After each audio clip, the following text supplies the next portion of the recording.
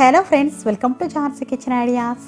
ఈరోజు మన ఛానల్లో స్పెషల్ రెసిపీ వచ్చేసి సగ్గుబియ్యంతో చల్ల పునుగులను చేసి చూపించబోతున్నాను.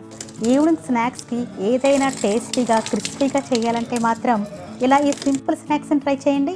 ఇవి చాలా క్రిస్పీగా లోపల గుల్లగా ఉండి టేస్ట్ అయితే చాలా అంటే చాలా బాగుంటుంది. ఇంకా వీటిని ఎలా తయారు చేసుకోవాలో ఇప్పుడు చూసేద్దాం. ఇంకా ప్రాసెస్ స్టార్ట్ చేసే ముందు మీరు కానీ మా ఛానల్కి ఫస్ట్ టైం వచ్చి ఉంటే please subscribe to my channel. అలాగే పక్కనే ఉన్న బెల్ సింబల్ని క్లిక్ చేయడం మర్చిపోకండి. ముందుగా దీనికోసం మిక్సింగ్ బౌల్లో 1 కప్పు సగ్గుబియ్యంని వేసుకోవాలి. ఈ పునుగులకి ఇలా కొంచెం పెద్దగా ఉన్న సగ్గుబియ్యంని తీసుకోండి, టేస్ట్ బాగుంటుంది. అదే మీరు చిన్నగా ఉన్న సగ్గుబియ్యం తీసుకున్నట్లయితే బాగా మెత్తగా అయిపోయి స్మాష్ అయిపోతాయి. ఇప్పుడు ఈ సగ్గుబియ్యంని 2 సార్లు బాగా వాష్ చేసి తీసుకున్నట్లయితే ఏమైనా డస్ట్ లాంటివి ఉంటే క్లీన్ అయిపోతాయి. ఇలా వీటిని క్లీన్ చేసిన తర్వాత ఇప్పుడు ఇందులో 1.5 కప్పుల మజ్జిగను వేసుకోండి. ఈ మజ్జిగ పుల్లటిదైతే టేస్ట్ బాగుంటుంది.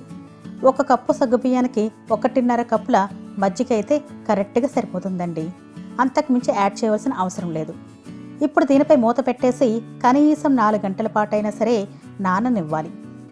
నేనైతే ఇక్కడ కరెక్ట్గా 8 గంటల పాటు నానబెట్టుకున్నానండి. 8 గంటల తర్వాత చూస్తే ఈ విధంగా చక్కగా నానిపోయాయి. ఇవి ఎంత చక్కగా నానితే ఈ పునుగుల టేస్ట్ అంత బాగుంటాయి. ఇప్పుడు ఈ సగ్గుబియ్యాన్ని ఇలా వెడల్పుగా ఉన్న గిన్నెలోకి తీసుకోండి. అప్పుడు మిక్సింగ్ చేసుకోవడానికి అనుకూలంగా ఉంటుంది. నెక్స్ట్ ఈ సగ్గుబియ్యంలో 1/4 కప్పు బియ్యం పిండిని వేసుకోవాలి. నెక్స్ట్ ఇందులో ఒక మీడియం సైజు ఉల్లిపాయని ఇలా చిన్నగా కట్ చేసుకుని వేసుకోండి. తర్వాత ఇందులో 6 పచ్చిమిర్చిని ఇలా సన్నగా తరిగి వేసుకోవాలి. ఇప్పుడు ఇందులో సన్నగా తరిగిన కొత్తిమీరను, తర్వాత ఇందులో అల్లంని ఇలా తురుముకుని వేసుకోండి, టేస్ట్ బాగుంటుంది. ఇంకా చివరిగా రుచికి సరిపడ సాల్ట్ని వేసి ఇప్పుడు ఇంగ్రీడియంట్స్ అన్నిటిని బాగా మిక్స్ చేయాలి. సగ్గుబియ్యంలో ఆల్రెడీ వాటర్ కంటెంట్ ఉంటుంది కదా, సో అందుకని ఫస్ట్ మనం ఇందులో ఎటువంటి వాటర్ని యాడ్ చేయకుండా ఇలా మిక్స్ చేసుకోవాలి. ఇప్పుడు ఇంగ్రీడియంట్స్ అన్నీ ఇలా మిక్స్ చేశాక ఈ బ్యాటర్ మరీ టైట్గా అనిపిస్తే ఇలా లైట్గా కొంచెంగా వాటర్ని చేసుకుంటూ ఈ విధంగా మిక్స్ చేసుకోవాలి. ఈ పిండి యొక్క కన్సిస్టెన్సీ కొంచెం స్టిఫ్గా ఉండేలా కలుపుకోండి. ఒకవేళ పల్చగా కలుపుకున్నట్లయితే ఆయిల్ బాగా పీల్చేస్తాయని గుర్తుంచుకోవాలి. ఇక్కడ మనం తీసుకున్న సగ్గుబియ్యానికి 1/4 కప్పు బియ్యం పిండి అన్నది కరెక్ట్గా సరిపోతుంది. ఒకవేళ మీరు ఇంకా కొంచెం యాడ్ చేసుకున్నట్లయితే ఈ పునుగులు గుల్లగా రావని గుర్తుంచుకోండి. ఈ పిండి యొక్క కన్సిస్టెన్సీ ఈ విధంగా ఉండేలా చూసుకోండి. ఈ పునుగులు కరెక్ట్గా వస్తాయి.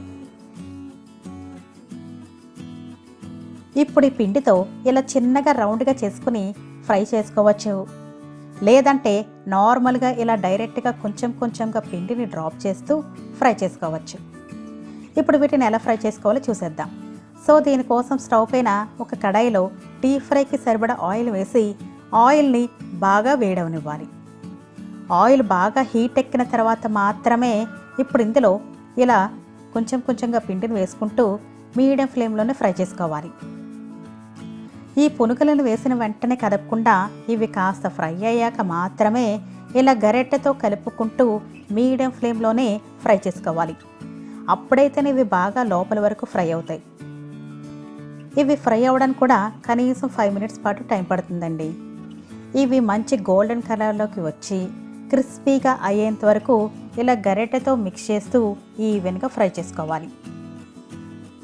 ఈ విధంగా ఫ్రై అవుతే సరిపోతుంది. సేమ్ ఇదే విధంగా మిగతా పిండితో కూడా వేసుకుని వీటిని మీడియం ఫ్లేమ్లోనే ఫ్రై చేసుకోవాలి.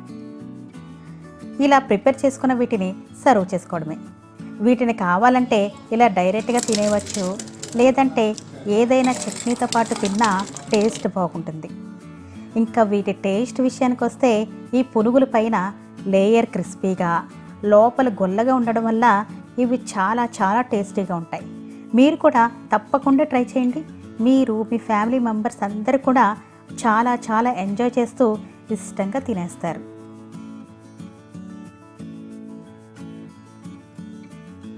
సో ఫ్రెండ్స్, ఈ వీడియో కనుక మీకు నచ్చితే లైక్ చేసి మీ ఫ్యామిలీ అండ్ ఫ్రెండ్స్తో షేర్ చేసుకోండి.